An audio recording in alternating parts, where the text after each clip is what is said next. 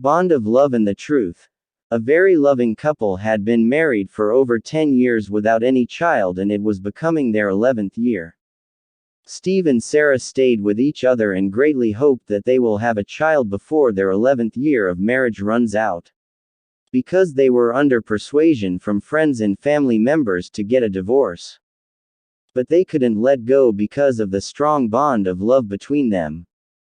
Months passed, and one day, while Dave was returning from work, he saw his wife walking down the road with a man.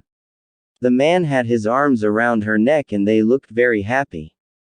For over a week, he saw the same man with his wife at various places, and one evening while Dave was returning from work he saw the man drop her off at the house after giving her a kiss on the cheek. Dave was angry and sad, but he didn't spoke of it with his wife. 2 days later, after a hectic day at work, Dave was taking water with a glass jug from the dispenser when the phone rang. He picked it up and the person said, "Hello dear, I'll be coming to your house this evening to see you as promised." Dave hung up the phone. It was a male voice and he was sure the person was the man he had always seen his wife with. He suddenly became shaky with the thought that he has lost his wife to another man. The glass jug fell from his hand and shattered into pieces. His wife came running into the room asking, "Is everything okay?" In anger, he gave his wife a push and she fell. She wasn't moving or getting up.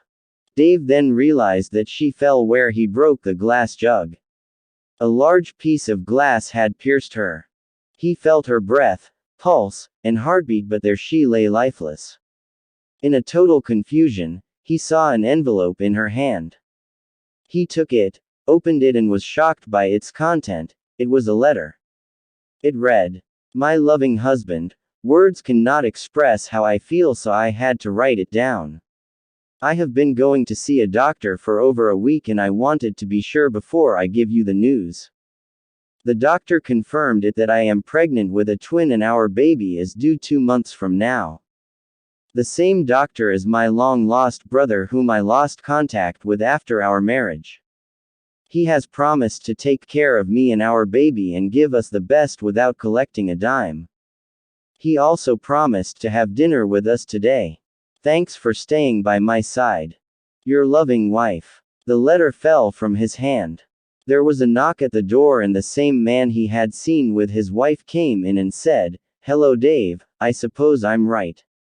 I am Max, the brother of your wife." Suddenly, Max noticed his sister lying in a pool of her blood.